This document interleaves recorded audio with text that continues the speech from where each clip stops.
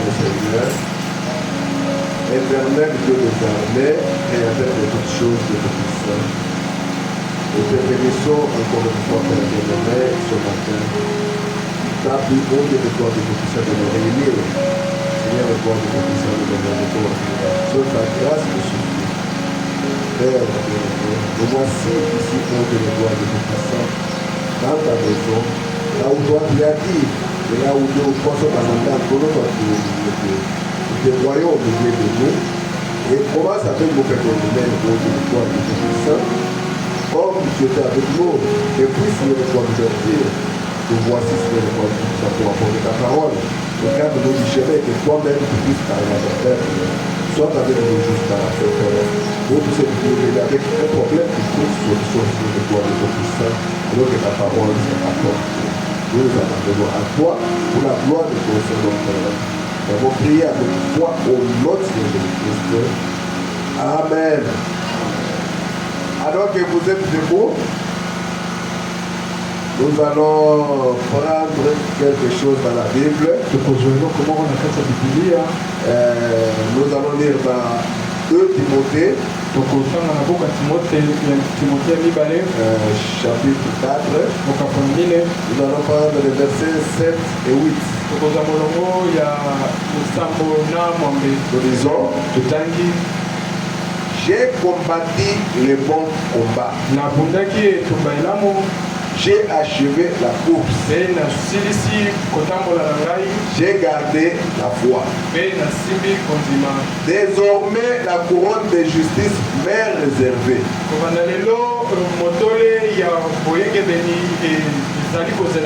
Le Seigneur, le juste juge, me le donnera dans ce jour-là. Yahweh kolo mosambisi ya mosembo akopesa ngo mokolo wana. Et non seulement à moi, kaka na ngai te, mais encore à tous ceux qui auront aimé son avènement. Kasi na ba ebonso bakosepela na boyei na ye. Que le Seigneur ajoute les bénédictions à la lecture de sa parole. Kolo bakisa mapambo ni akotanga liloba na ye. Vous pouvez vous asseoir. Okoki kofanda. Amen. Amen. Ce matin, nous allons apporter un sujet, toujours dans le même ordre d'idée, sur les combats, la bataille. Ici, nous voyons c'est Paul qui parle. Dans 2 Timothée chapitre 4, j'ai combattu les bons combats. On sait que c'est une bataille. C'est un combat. Nous devons aussi combattre les bons combats. Et là, j'ai achevé la course. J'ai gardé la foi. Désormais, la couronne de justice m'est réservée. Donc, c'est-à-dire dans un combat, quand quelqu'un gagne, on lui donne une récompense. Une coupe. Ou quelque chose comme ça là. Pour montrer qu'il a gagné. Mais ici, Paul dit qu'il y a une couronne qui l'attend. C'est que si nous vainquons, c'est qu'il y a une couronne qui nous attend. Et celui qui ne va pas vaincre, il n'a pas cette couronne. Amen. Alors notre sujet, c'est un vainqueur n'abandonne jamais. Un vainqueur n'abandonne jamais. Paul n'avait pas abandonné. Il dit, j'ai achevé ma course. J'ai combattu le bon combat. Amen. La fois passée, on avait vu que la bataille que nous menons, les champs de bataille qui a été choisi, c'est la pensée humaine. C'est dans notre pensée où se passe toute cette bataille. Où le diable vient pour nous faire déraisonner, Pour nous détourner de la parole, nous nous amener loin de Dieu. Et c'est parce que c'est dans la pensée où les décisions se prennent.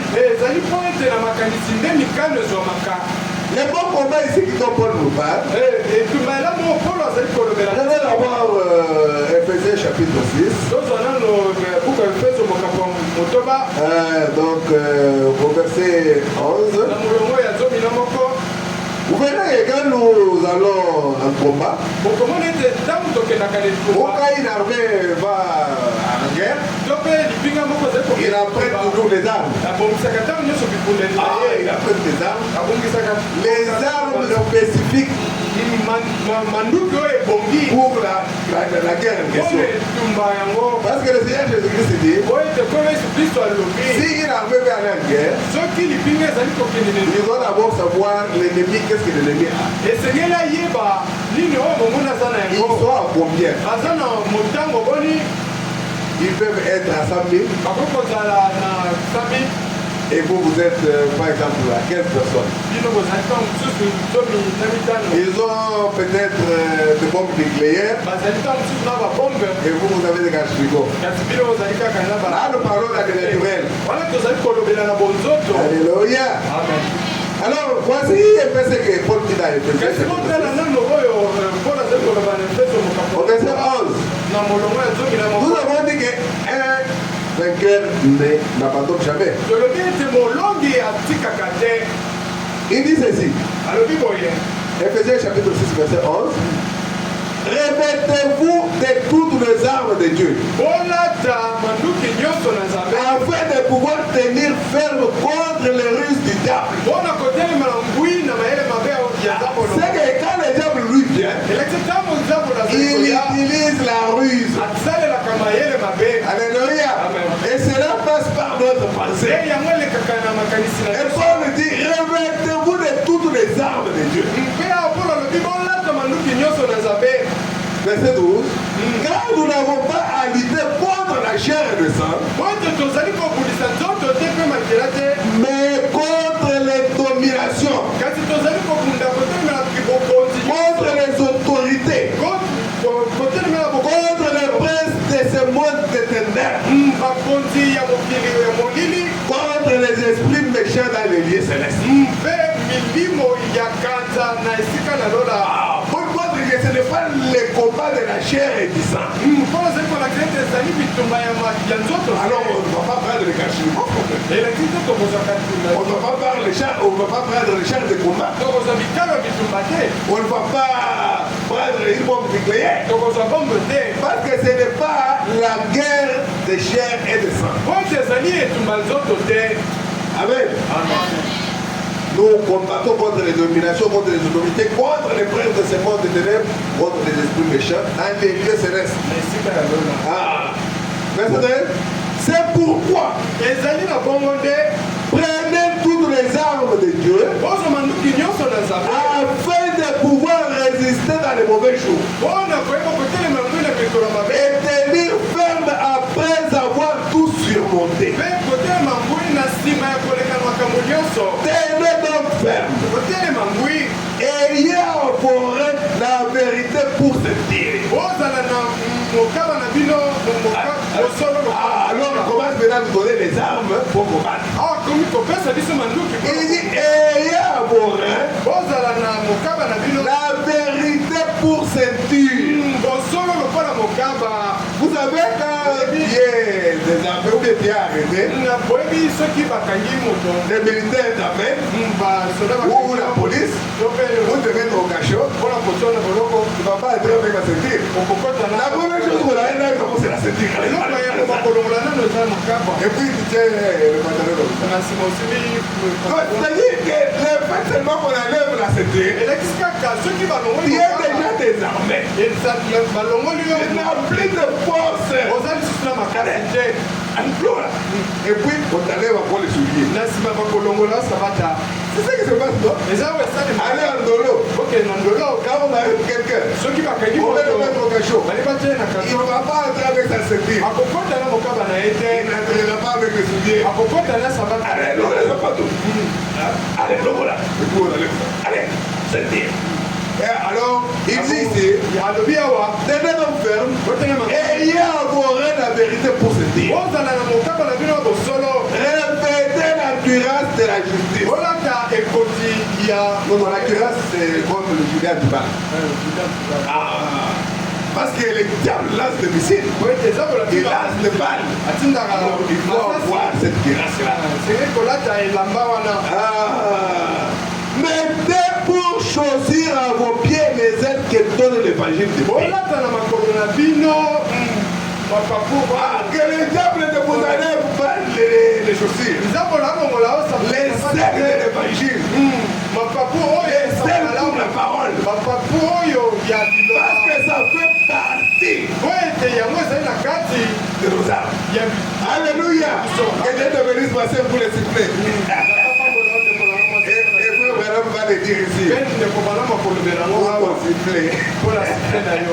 Amen. Amen. Le prophète dit ça fait partie des armes. Quelque chose. Merci Seigneur.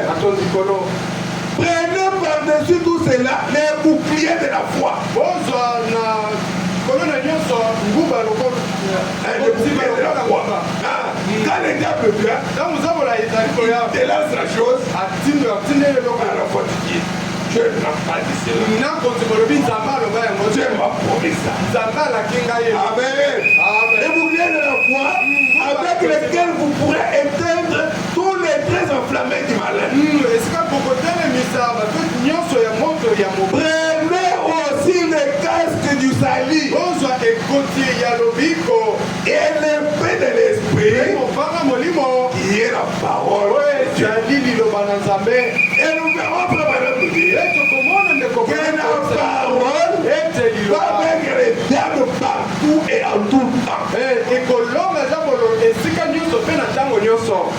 Pour un vainqueur, lui n'abandonne pas. Il va jusqu'à la fin.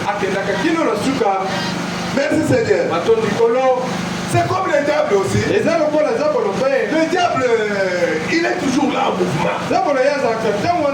Il ne dort pas, il cherche toujours des tactiques. Comment faire pour nous stabiliser, pour nous déstabiliser? C'est pourquoi il faut être ferme et savoir sur quoi tu te tiens.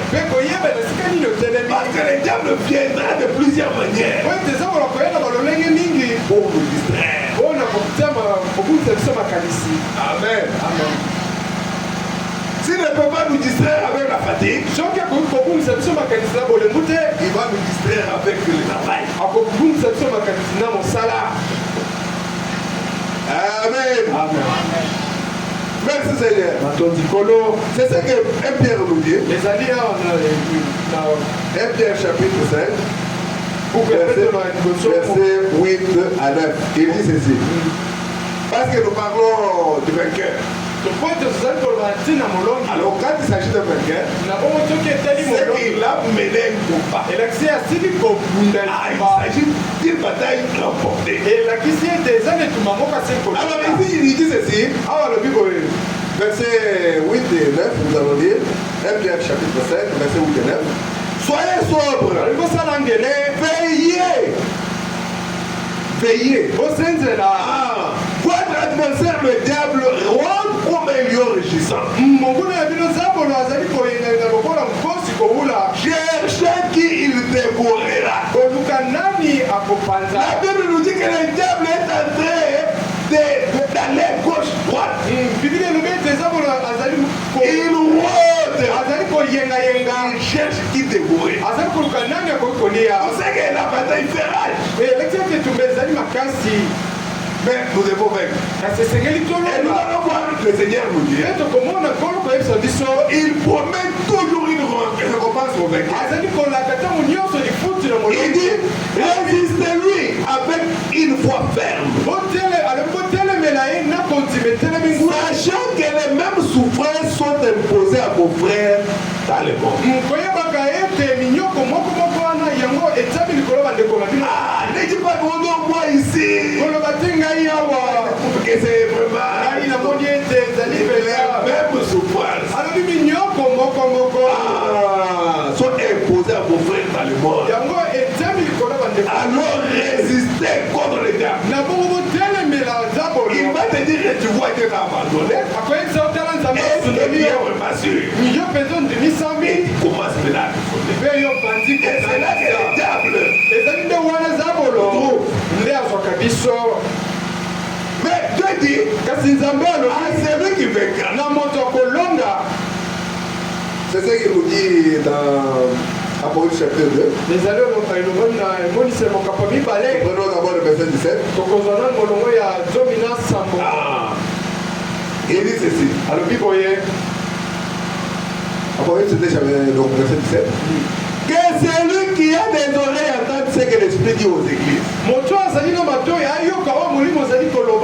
À celui qui vaincra. Ah, donc vous voyez, c'est lui qui aura combattu. C'est lui qui va livrer bataille et qui va vaincre. C'est que nous sommes sur les champs de bataille. C'est lui qui vaincra. Je donnerai de la manne cachée. Et je lui donnerai un caillou blanc. Et sur ce caillou est écrit un nom nouveau. Personne ne connaît. Mais c'est lui qui les reçoit.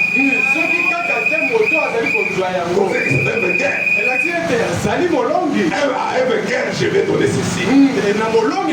Je vais donner ceci. Là, c'était dans l'âge de Pergame. Mais chaque fois qu'il envoie un message, par le messager de l'âge, en commençant par Éphèse, Smyrne, Thyatire, Pergame, donc Thyatire, Sardes, Philadelphie et Laodicée. Malgré qu'il y ait des réprimandes, mais au vainqueur Dieu promet toujours quelque chose. Et vraiment, on dit que c'est un encouragement pour ceux qui doivent combattre. Nous verrons que dans Éphèse, à la fin, il leur dit que c'est lui qui va vaincre. Je lui donnerai à manger l'arbre de vie qui est dans le paradis. Là, c'est pour le vainqueur. Alors, il inspire de lui dire à celui qui vaincra, il n'aura pas à souffrir la seconde mort. Donc, c'est une récompense pour celui qui va vaincre. Quand tu vas livrer bataille et que tu vas gagner,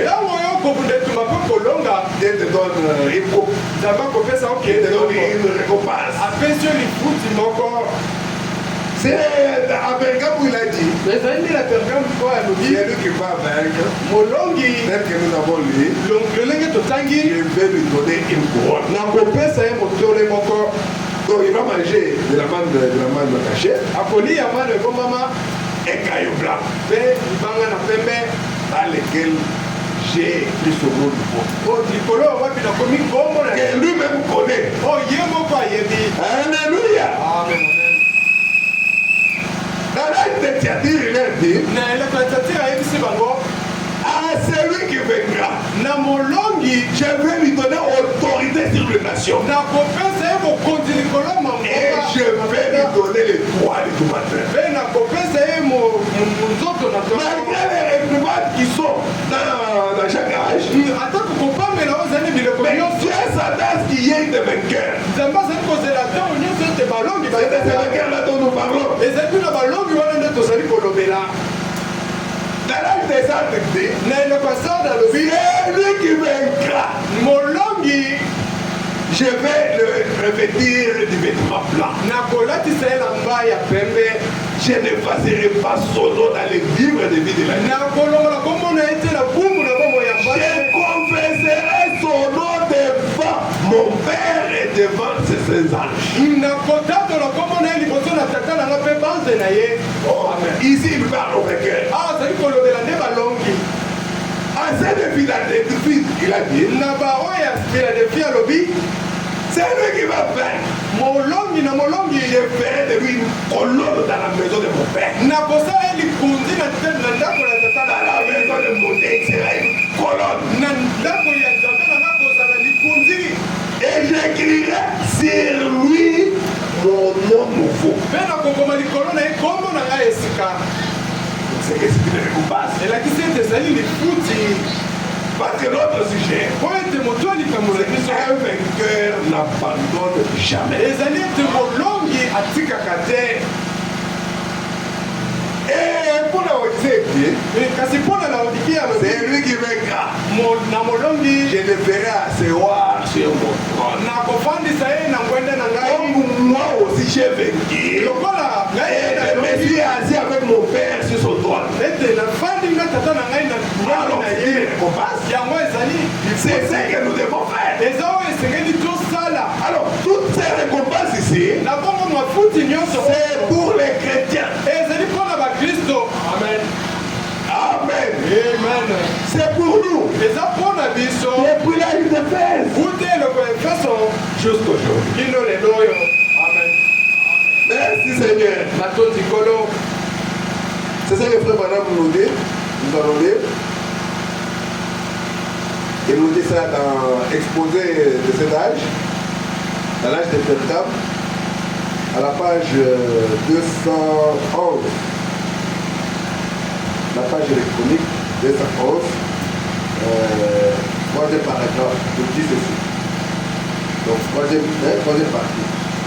Il dit, Alobi il a aussi dit alobaki mpe qu'il donnera au vainqueur un caillou blanc. ete akopesa na molongi Et libala que dans les cailloux, ete na il y libala aura un nouveau nom. ekozala na kombo ya sika. Et celui qui le porte sera le seul à connaître. Oyo moto akozwa libala yango ye moko na C'est lui seul qui connaît. moto wana nde ye moko na Ça, ye. c'est la vision de la tente. Oyo ezali emono ya ema. Alléluia. Il dit, l'idée d'un nom nouveau est déjà familière. L'idée d'un nom nouveau libanzo ya kombo na sika est déjà familière. On connaît yango déjà. tosili koyeba yango. Abraham est devenu Abraham. Après akomaki Abraham Donc il avait reçu un nom nouveau. azwaki kombo na sika Il était Abraham. azalaki Abraham. Ensuite il est devenu Abraham. Mwana ngo akomi Abraham. Sarai est devenu Sarah. Sarai akomaki Sara. Jacob est devenu Israël. Jacob akomaki Israël. Maman avait devenu nous montrer ndeko bana que le problème des noms nouveaux, likambo eteli c'est kombo na quelque sika. chose qui nous est déjà familier. eza eloko tosili Nous koyeba. avons vu Dieu changer les noms des gens tomoni nzambe kobongola et kombo na leur biso. donner des noms nouveaux. mpe kopesa bango bakombo na sika. Simon simoni est devenu Pierre. akomaki petelo. Parce que Jésus l'a regardé, il a ete dit, yesu atali ye alobi tu es Simon, yo ozali simoni fils de Jonas. mwana na jonas. À partir d'aujourd'hui, on t'appellera Pierre. kobanda lelo bakobenga yo petelo. Alléluia. amen. Et Saul de Tarse, mpe sole oyo ya tarse est devenu Paul. akomaki polo. Donc ils ont reçu des noms nouveaux. bango basili kozwa kombo na sika. Et vraiment, la continuité. endeko bana bakomi alobi Ces noms ont provoqué un changement bakombo oyo ememaki kombongwana. où ils ont été donnés à cause d'un changement qui s'était opéré. to mpe epesamaki na nsima mbongwana moko esalemaki. Alléluia. Quand nous écoutons la parole de Dieu, ntango toyokaka liloba na nous nzambe n'allons pas rester le même. tokotikala C'est la loi te provoquer un changement. yango esengeli emema mbongwana. Alléluia. Amen. Et ce changement-là, mbongwana wana ça prouve que nous avons combattu. elakisi ete tosili kobunda.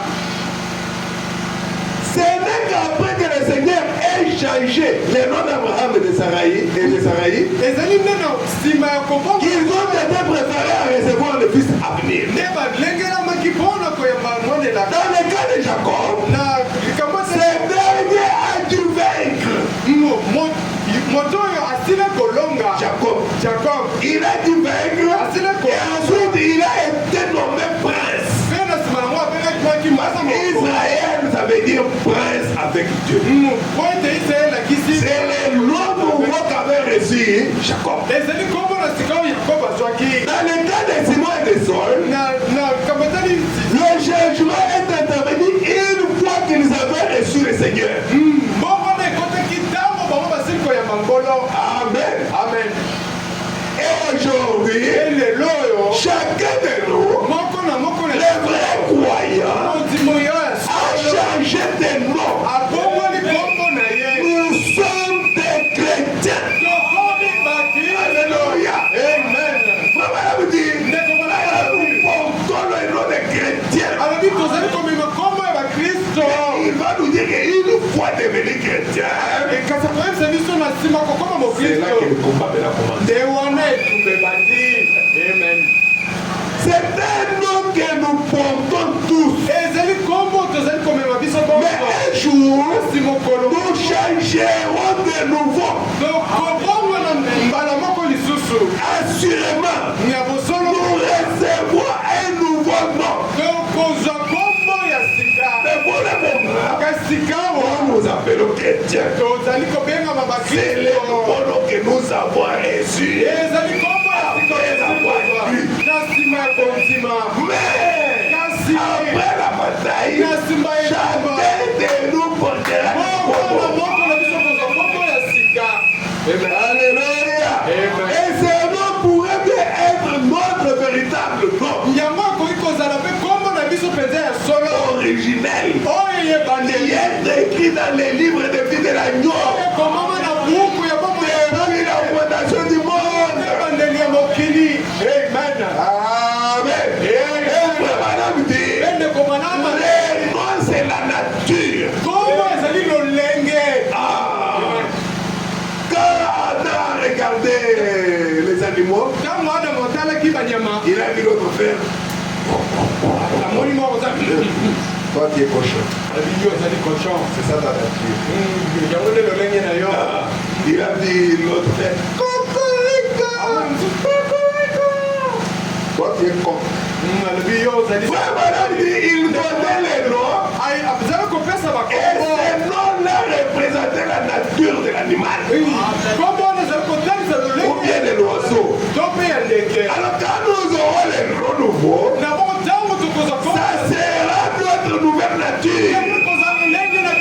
Tel que lui sera, tel que nous serons. Alors que lui est la parole. Alléluia. Amen. Merci Seigneur. Alléluia. Amen. Madame dit, quand Dieu donnait des récompenses, donc il promettait des récompenses, c'est pour encourager. Alors voilà qu'il nous encourage ici. Et c'est lui qui vaincra. Il aura ça. C'est lui qui vaincra. Il aura ceci. Toujours à exposer page 208, tiret 5. Madame dit, le message adressé à chaque âge contient un encouragement pour les croyants, pour exhorter celui-ci à être victorieux. La victoire, on ne peut l'obtenir que dans la bataille. On ne peut pas rester assis et dire que non, je suis victorieux. Alléluia. La victoire, on l'obtient dans la bataille. Amen. Pour exhorter celui-ci à être victorieux et ainsi à être récompensé par le Seigneur. C'est ainsi qu'il était en train de promettre au vainqueur. À chaque âge, celui qui vaincra. Voilà ce que je ferai. Celui qui vaincra. Voilà ce que je ferai. Voilà. Je vais te donner ceci. Là, c'est le Seigneur. Pour nous encourager. Mais ici nous parlons d'un vainqueur n'abandonne jamais. Il n'abandonne jamais.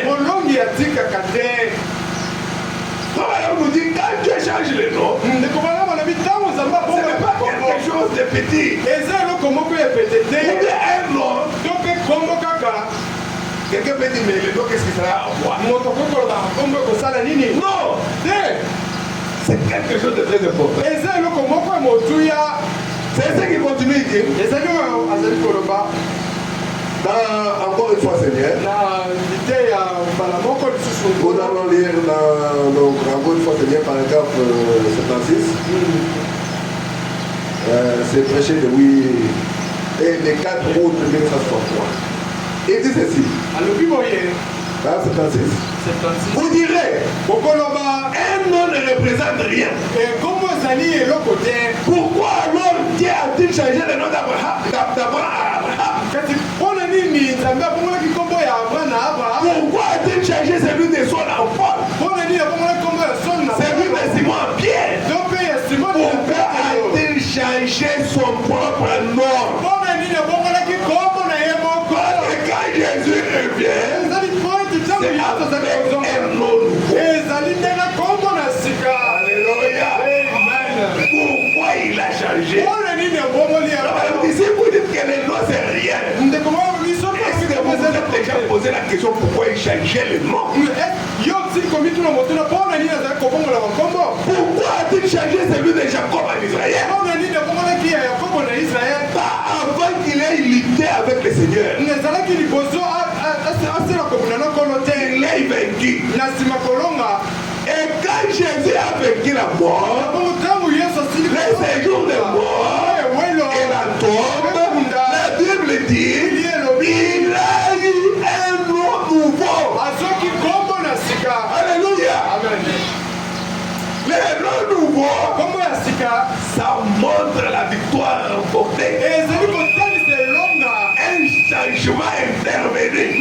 bongo na moko esalemi Alléluia. Amen. C'est une récompense ezali lifuti pour le vainqueur. mpona molongi Pour celui qui ne recule pas. mpona moto azongaka nsima C'est ce que te le madame nous dit. ezali oyo ndeko balamu alobi Nous allons le lire. tokotanga yango Ah, il dit, alobi et si l'église peut vaincre, na bongo soki losambo ekoki elle arrêtera de dire je suis méthodiste. akotika koloba ete nazali methodiste C'est non la pleine de nom de blasphème, il fallait c'est ça. akombo nyonso kotuka wana kotika Je suis baptiste presbytérien. nazali batiste mpe presbytérien Quand elle pourra vaincre ce credo et le monde qu'elle a entraîné là-dedans, ntango kolonga bindimela elle redeviendra l'épouse de Jésus-Christ. akozonga mosi na libala ya yesu kristo Madame Jésus-Christ. madame jésus christ Alléluia. Amen. Il aura la même nature. akozala na lolenge Que Jésus-Christ. lokola yesu kristo Il est la parole. azali liloba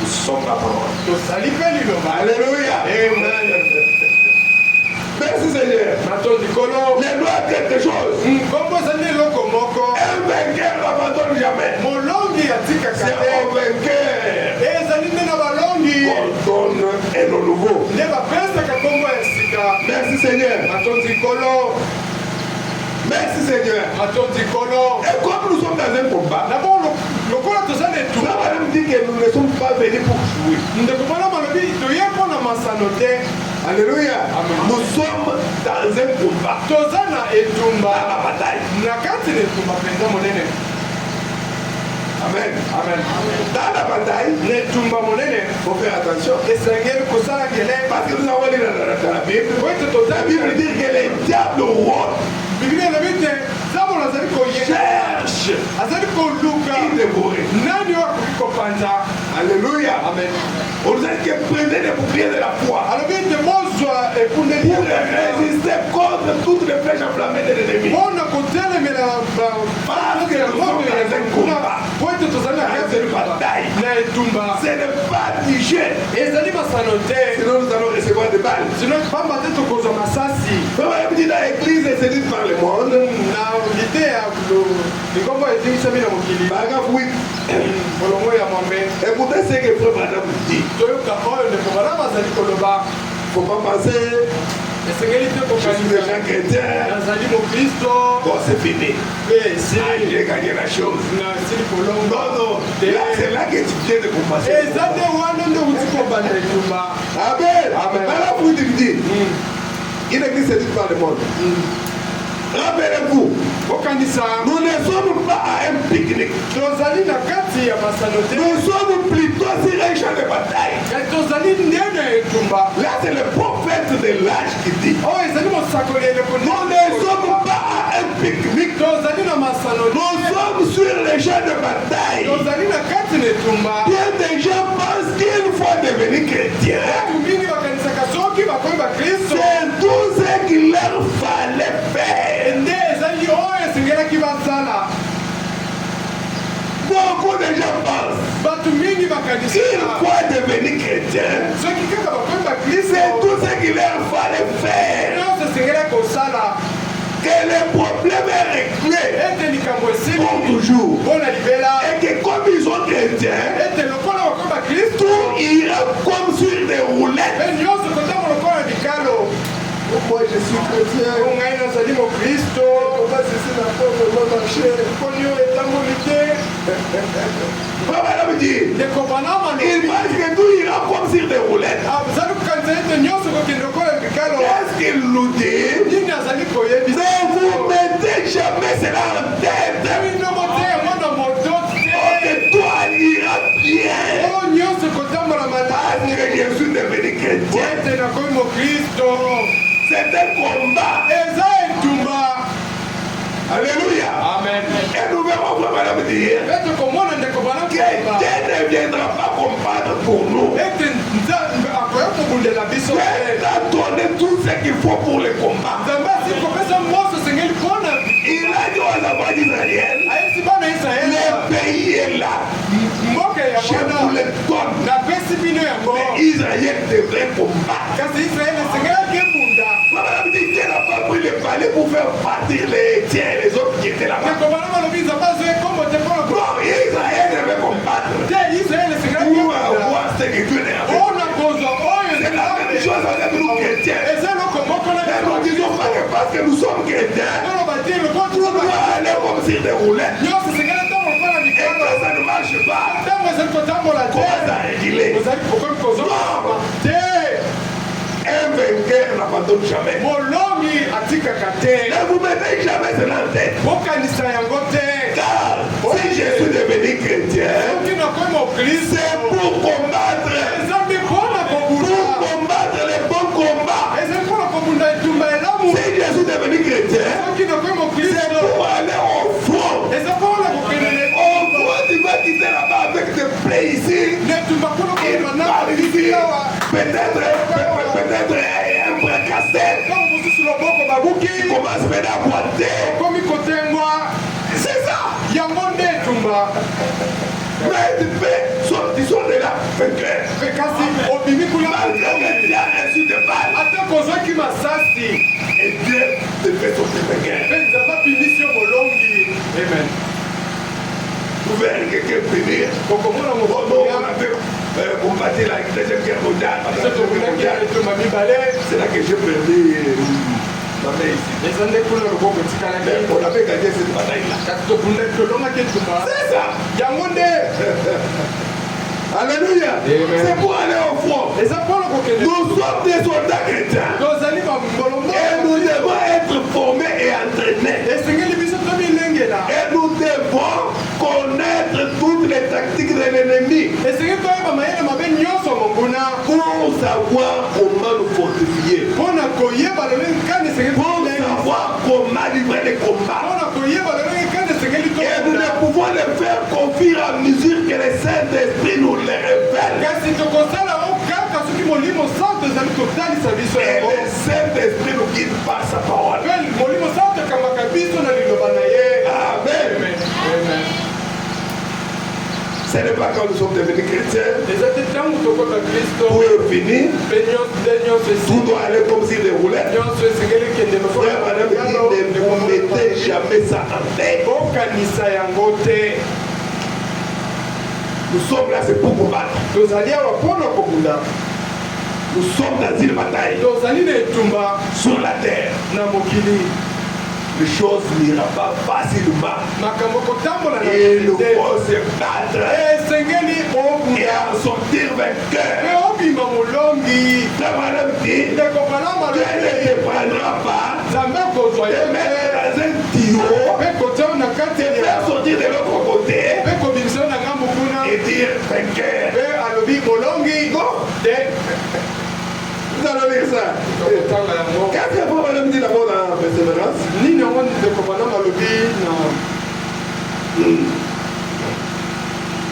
Persévérance.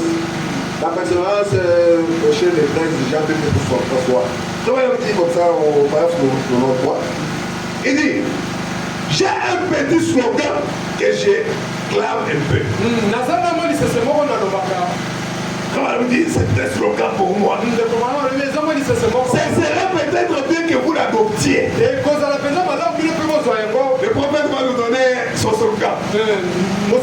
Il serait mieux que vous l'adoptiez. Prenez cela aussi pour vous. Il dit, un vainqueur n'abandonne jamais. Et celui qui abandonne facilement ne fait jamais. Voilà le slogan du peuple là. Il dit j'ai un slogan. Je préfère que vous l'adoptiez. Mon slogan est un vainqueur n'abandonne jamais. Et celui qui abandonne facilement ne fait jamais. Amen. Parce que les conditions deviennent un peu difficiles. La personne s'éclipse. La personne se décourage. Non, Dieu n'a pas besoin des gens qui se découragent. Quelle que soit la situation. Amen. Amen. Un vainqueur n'abandonne jamais. Pensez-y. Un vainqueur n'abandonne jamais. Et celui qui abandonne facilement ne peut vaincre. Vous devez tenir bon. Ah, tenir bon. Alléluia. C'est comme un parti politique là, ils avaient aussi le même slogan. Ils disaient, tenez bon. Ils ne prennent pas. Ça a pris du temps. Mais les autres ont abandonné. C'est ça que madame dit. Un vainqueur n'abandonne jamais. Il ira jusqu'au bout. Celui qui abandonne ne vaincra jamais. Ah, là c'est un principe. Merci Seigneur. C'est un principe.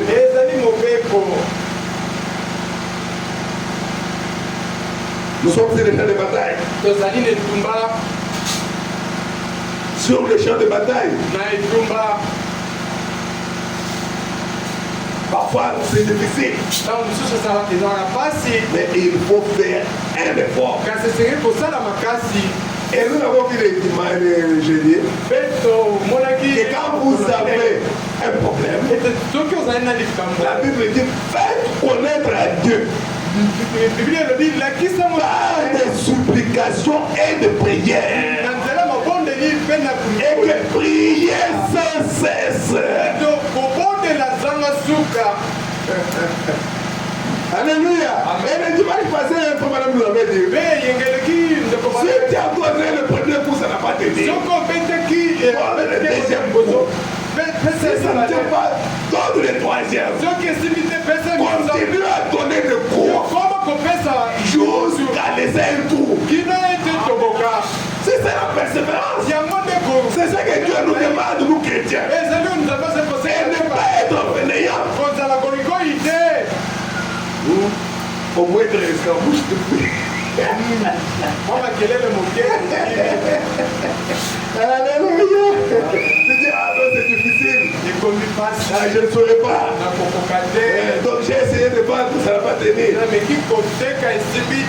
vais m'asseoir seulement à la maison. Non, prie le Seigneur. Vive le Seigneur. Et faut madame nous donne l'exemple de la fleur lisse. Il nous dit que cette fleur, c'est la roba pour faire. Cette fleur, c'est une fleur qui a une très bonne odeur. Mais il faut voir d'où cette fleur vient.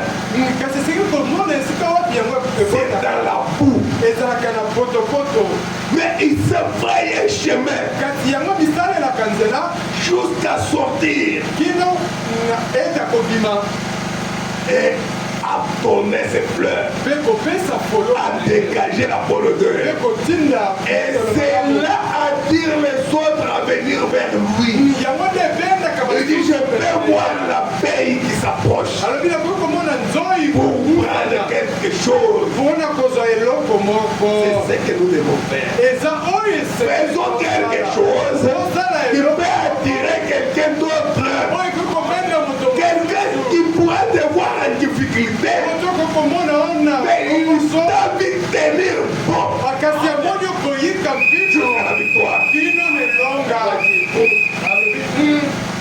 En tout cas, il m'a inspiré. Mais quand tu commences, mon Dieu, il y a quelqu'un qui t'observe. Il l'influence. Il va se décourager aussi. Il dit ceci, par exemple, vous vous souvenez de mon sermon sur les révérends 10. Comment il travaille. Il parlait de la vallée. Il ne file pourtant pas. Mais Salomon, dans toute sa gloire, n'a pas été vêtu comme l'un d'eux. Les listes ne se soucient de rien concernant lui-même.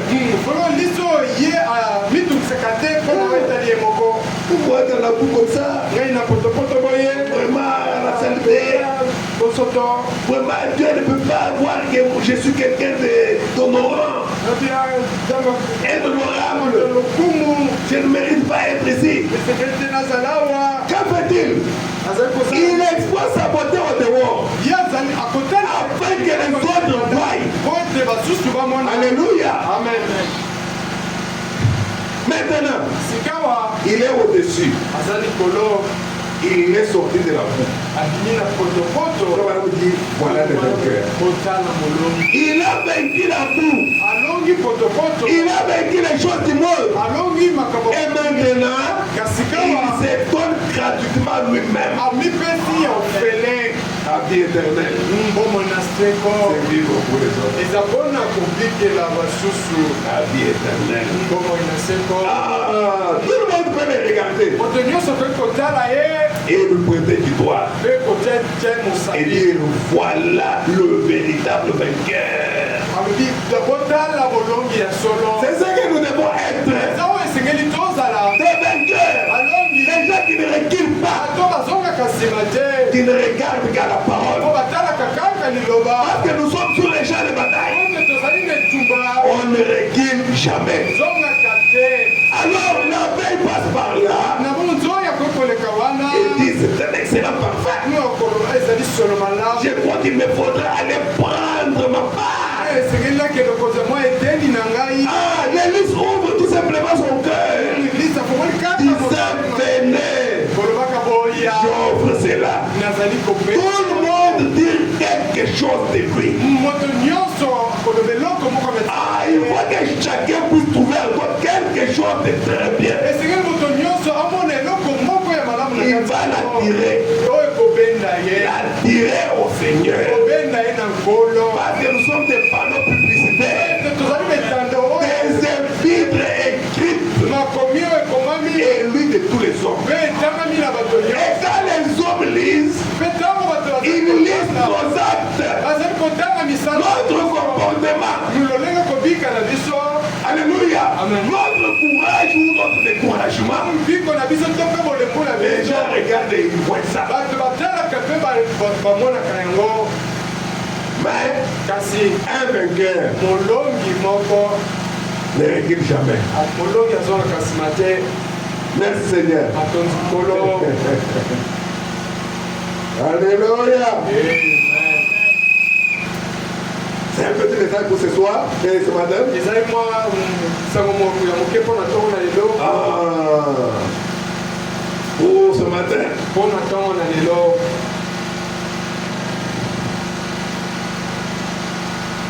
Et Dieu nous a donné la grande arme. Mpe nzambe apesi biso mondoki ya monene. C'est la parole. Eza liloba.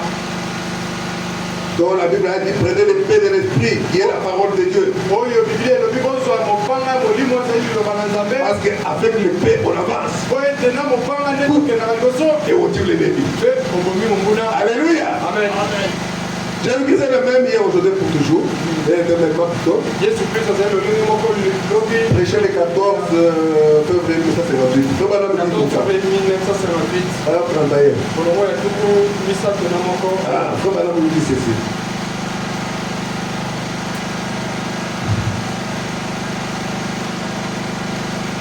Et Dieu était en Christ. Mpe nzambe azalaki na Kristo. Réconcilier le monde avec lui-même. Koyokanisaka mokili na ye moko. Nous croyons tout cela. Tondimaka nyonso wana. Dieu tabernaclait dans une chair. Nzambe kofandaka na nzoto. Eh bien, en lui était la plénitude de la divinité corporellement. Na ye ezalaki na litondeki bonzambe. Mais quand il rencontrait le diable, ntango azali kokutana na monguna. il ne cherchait jamais à utiliser une quelconque de ses puissances. azali komeka kosalela ata nguya moko na ye te. Mais le Père n'avait rien dit par lui. Kasi tata asila koloba eloko moko. Mais il n'a pas utilisé cela. Kasi asila Il a utilisé la parole écrite du Père. asalela liloba oyo ekomami ya tata. Il n'a pas utilisé ses puissances asalela pour banguya na combattre le diable. mpona kobundisa Il monguna. pouvait même dire, akokaka koloba Satan, satana tu es anéanti. yo esili mpo na yo. Allez, Dieu se paraît. lendi mwana mokili. Il pouvait Est-ce que tu dis? Jésus avait cette puissance-là. yesu azalaki na nguya Il wana. n'a pas utilisé la puissance pour combattre le diable. kasi asalela nguya wana te mpona kobundisa. Il a utilisé la parole écrite du Père. kasi asalela liloba oyo eloba ekomami ya tata. La parole de Dieu. Il a dit, il est écrit. alobi elobami. L'homme ne vivra pas de pain seulement, mais de toute parole qui sort de la bouche de moto Dieu. akobika kaka na lipa te. Voyez, il a vaincu le diable avec la parole. alongaki nzambolo na liloba. Et permettez-moi de dire ceci maintenant. kopesa ngai nzela na loba Que la parole de Dieu ete liloba na nzambe vaincra le diable partout. ekolonga nzambolo esika nyonso. N'importe où, esika monso. n'importe quand. esika ntango nyonso. Elle vaincra le diable. ekolonga monguna nzambolo. La parole, liloba nous devons la voir avec nous. esengeli tozala na yango. Parce que c'est elle po ete nde yango qui va vaincre le diable. ekolonga monguna nzambolo. La puissance, nguya le diable peut imiter. nzambolo akoki komekola yango. Il peut parler aussi en langue. akoki koloba mpe koto na seka. Alléluia. Il vaincra le diable. Et akolonga madame nous dit, nzambolo. et une bonne attitude mentale mpe lolenge malamu ya makanisi envers n'importe quelle promesse divine liboso ya elaka nyonso ya nzambe la verra s'accomplir. ekokokisa yango. Ou une bonne attitude mentale. lolenge malamu ya makanisi. Ça, madame parle d'un jeune homme ndeko bana bazali koloba na likolo elenge moko dans une prédication là. na lite ya moko wana. Le jeune homme là, il était catholique. elenge mobali azalaki katholike. Sa maman était malade. mama na ye azalaki Il avait un petit livre là de catéchisme. azalaki na mobuku moko ya moke. Il a récité toutes les prières qu'il fallait. ye atangaki losambo nyonso ezalaki. Malgré cela, ata yango sa maman est morte. mama na ye esila kokufa. Quand madame dit, ndeko bana balobi le garçon là a pris le livre de catéchisme là. elenge mobali azoki buku wana katechise. Il a brûlé ça, il a jeté. atumbaki yango abwaki yango. Comment j'ai prié, ma mère est morte. boni na boni mama. Frère, madame dit, c'est une mauvaise attitude. ndeko bana balobi eza lolenge oyo ya mabe. Ce n'est pas que j'ai dit que le catéchisme allait guérir sa maman. eza te nalobi ete katechisme Mais son attitude là envers Dieu. kasi lolenge na ye wana liboso s'est découragé. Il a jeté les catéchismes. C'est la mauvaise attitude là.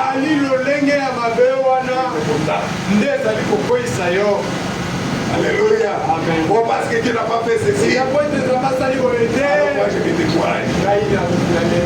Non, nous ne devons pas faire cela. Nous devons être des vaillants combattants. Alléluia. Amen. Des vaillants combattants. Et nous sommes venus ici. Nous sommes à l'église. Nous ne sommes pas venus parce qu'on distribue l'argent. Non, c'est aussi un lieu d'entraînement pour la bataille. Alléluia. Ah, laissez-la siffler. Voilà. Disons les prophètes, les puissants conquérants. C'est pour ça que je l'ai dit, je vais presser 58. Il dit ceci, au paragraphe 19. Combattez avec ce que vous avez dans vos mains. S'il s'agit de chanter, chantez l'évangile. Si vous ne pouvez rien faire d'autre que siffler, sifflez aussi fort. Alléluia. Sifflez aussi fort. C'est possible pour la gloire de Dieu. Alléluia. Et Dieu va devenir pour cela. Amen. Si vous ne pouvez rien faire d'autre que taper les mains, tapez-les. Vainquez avec tout ce que vous avez entre vos mains. Tapez les mains. De telle façon que tous les voisins vous aimeront. Sifflez de telle manière que toutes les dénominations sauront que vous appartenez à Christ. Alléluia. Amen. Donc, tout ce que nous pouvons voir, c'est une arme. Parce que la parole de Dieu dit, louez l'Éternel avec l'instrument à cordes. Avec le flûte, avec les tambourins. C'est la parole de Dieu qui dit ça. Prenez cela. Prenez le tambourin. Il va faire du mal au diable. Prends ton soufflet. Siffle aussi fort que possible. Alléluia. Et le diable va dire, elle me dérange. Elle me dérange. Il va être heureuse comme ça. Moi, je voulais qu'avec son problème-là, qu'il soit triste. Voilà. Alléluia. Amen. Il faut faire du mal au diable. Que le diable se sente dérangé. On ne va pas traîner, on sera dans notre temps. Comme d'habitude, à 12h juste, on termine. Merci Seigneur. Oh, merci Seigneur. Merci mon Dieu. La Bible déclare que dans ce combat, l'épouse de Christ aussi combat. Le diable combat de l'autre côté. Et l'épouse aussi combat de ce côté. Et c'est nous qui sommes l'épouse de Christ.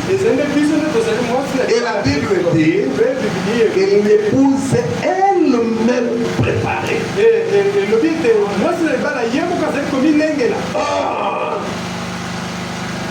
Nous ne devons pas être là pour commencer à pleurer et flémicher.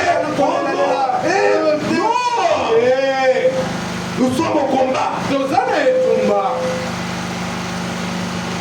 C'est vrai, on a dit dans les notes de l'agneau. Nous n'avons pas d'autre message qui est répété William maintenant. C'est notre prophète. Il dit ceci au Paragraphe 28. Paragraphe 28 jusqu'à 30. Il dit ceci. Si vous remarquez bien, il est dit, elle s'est elle-même préparée.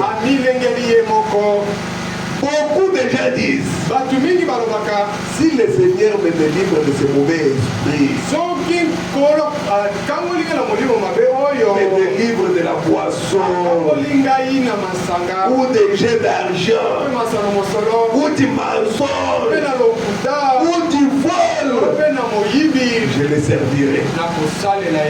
Voilà me dit, beaucoup de gens disent, si le Seigneur me délivre de la boisson, du vol, je le servirai. Frère me dit, mais cela dépend de vous. Vous devez aussi faire quelque chose.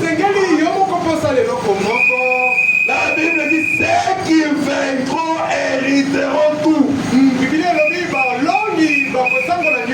Ceux qui vaincront, vous avez le pouvoir de faire cela.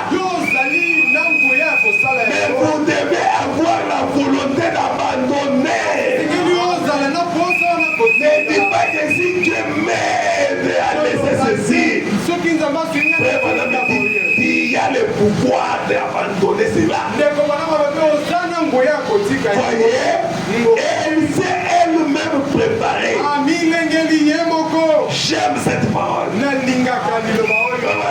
J'aime cette parole. Elle est elle-même préparée. Vous voyez, Dieu ne peut pas nous pousser dans un petit conduit pour nous en retirer par l'autre bout et puis dire errez le vainqueur. Vous n'avez rien vécu. Tout c'est le gouvernement qui t'a fait entrer par le dos. Il t'a fait sortir. Madame dit n'a rien vécu. Dieu ne dira pas que errez le vainqueur. Il vous a tout simplement poussé d'un bout à l'autre. Mais vous devez vous décider. Et on a vu le problème nous dire que la décision se prenne dans la pensée. C'est là qu'il y a les déchets qui se battent, les déchets noirs et les déchets blancs. La décision t'appartient. Dieu t'a donné le libre arbitre. Soit d'abandonner ou de rester avec ce que tu aimes là. Alléluia. Dieu ne va pas nous prendre et nous mettre dans un tuyau et nous faire sortir de l'autre côté et dire que nous sommes des vainqueurs. Nous devons faire quelque chose. La volonté, la décision d'abandonner. Mais vous devez vous décider. Je dois me décider moi-même. En faisant cela, nous montrons notre foi et notre respect envers Dieu.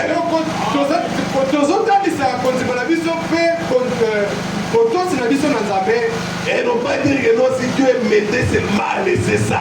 Toi commence à prendre la décision d'abandonner.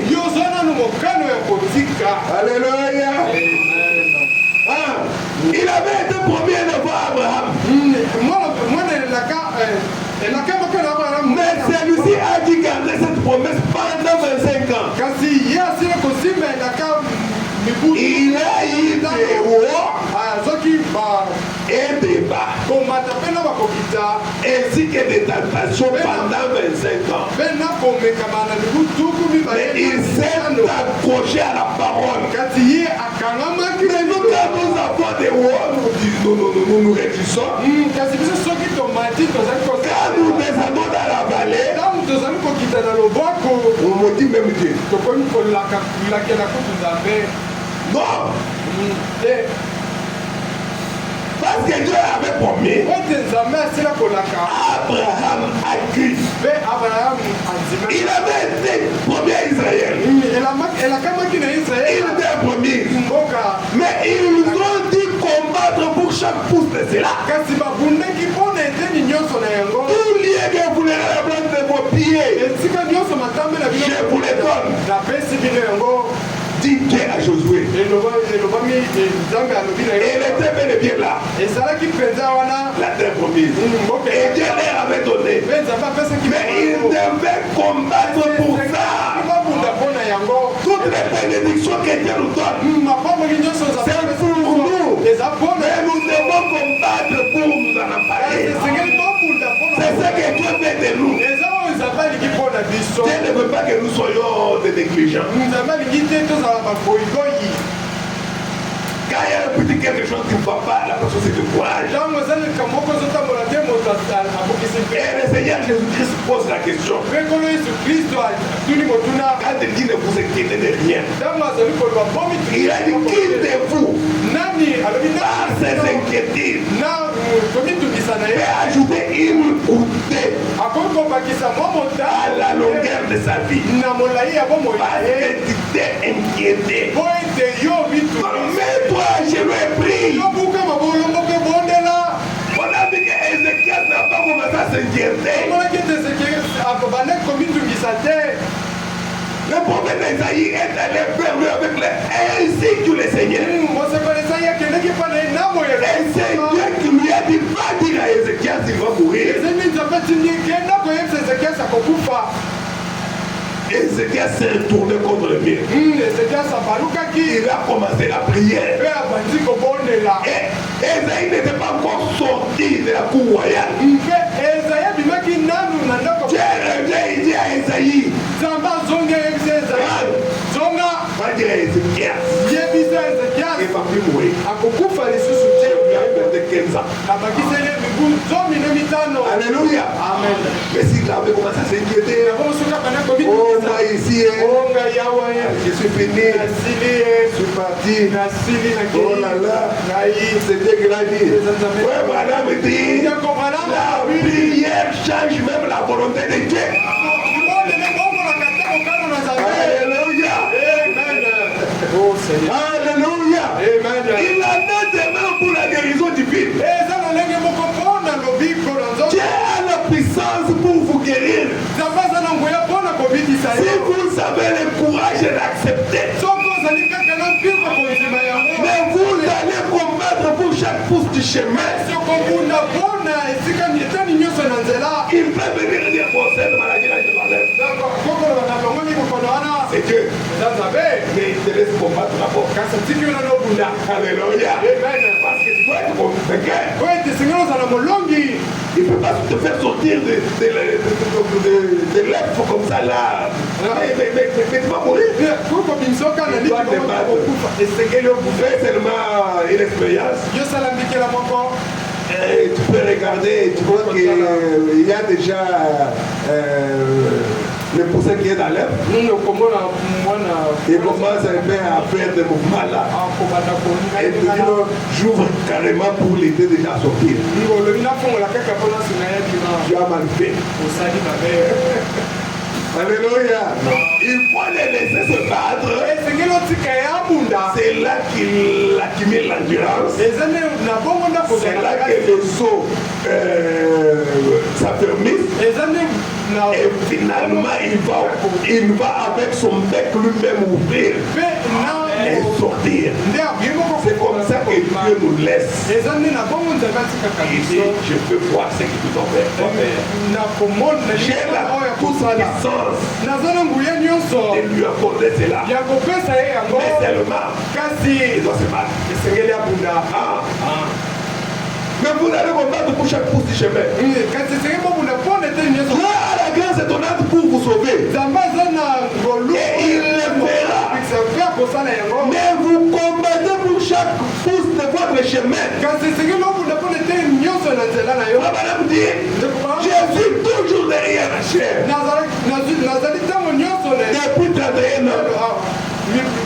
na mibutu Et pour chaque pouce de cela, il y a constamment eu un combat. mpe mpona eteni nyonso kaka na bosolo nyonso Mais nous devons combattre si nous devons régner.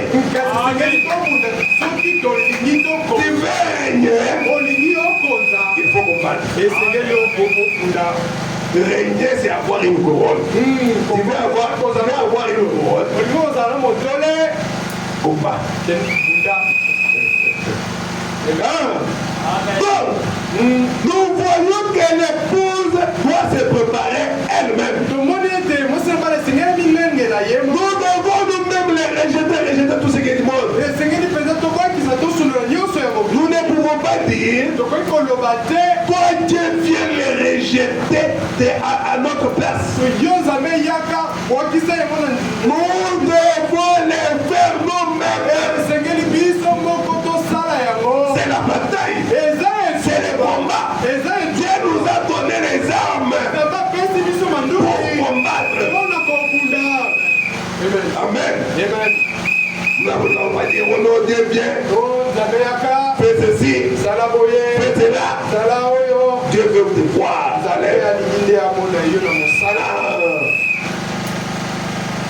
C'est ce qu'il avait fait avec Israël.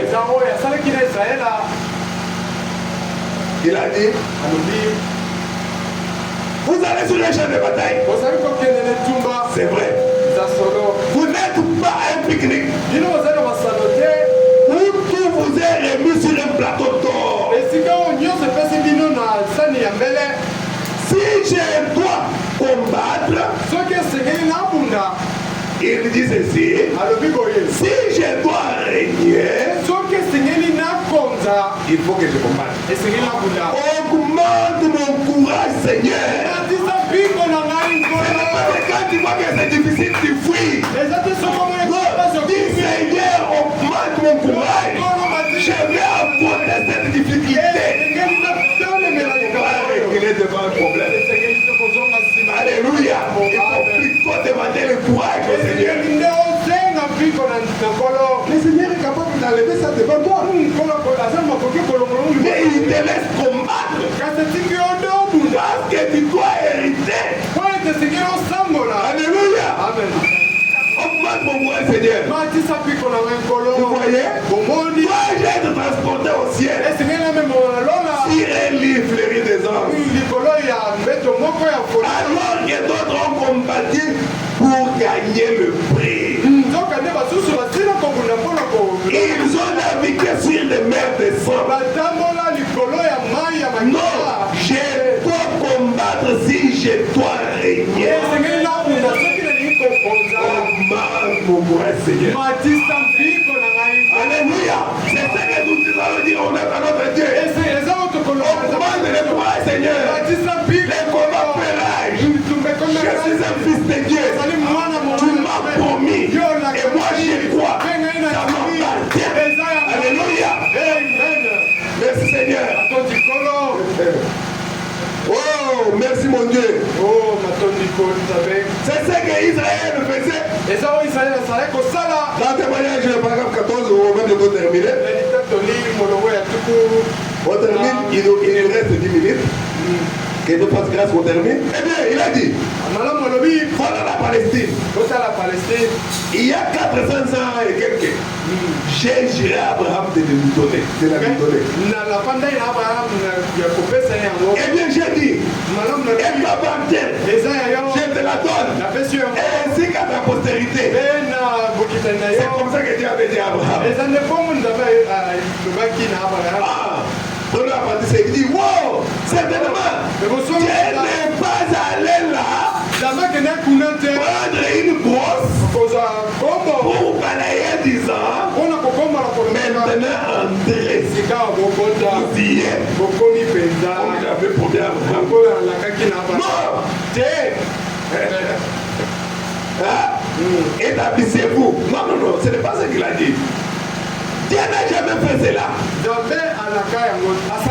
Montrez-moi votre foi sans les œuvres. Et moi, je vous montrerai ma foi par les œuvres. Voyez-vous? C'est vous qui devez faire cela. Et vous devez combattre pour chaque pouce de terrain que vous avez. Chaque homme ici naît de nouveau de l'esprit. C'est que vous avez dû combattre pour chaque pouce de terrain et apporter sa tente. Mes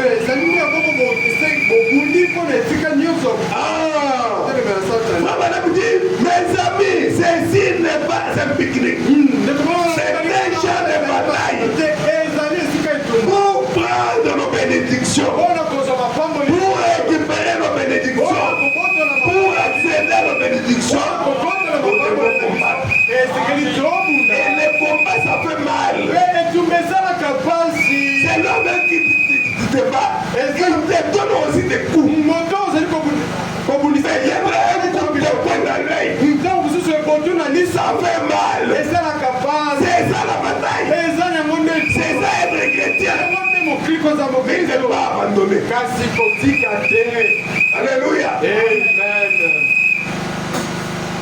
Nous ne sommes pas ici pour manger des biscuits. Et ainsi de suite. Nous sommes dans une bataille. Nous ne sommes pas ici pour manger des biscuits. Ah, le combat fait rage. Le combat fait rage.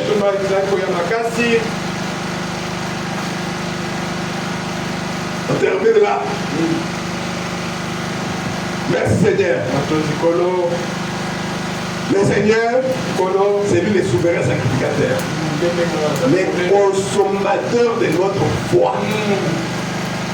Et non pas de notre, je ne sais pas, oh non, ce que j'ai ressenti, j'ai ça ici, ça fait mal. Non, non, lui consomme la foi. Alléluia. Et le diable est là. Il prend nos droits illégalement. Ah, il prend ça illégalement. On va terminer.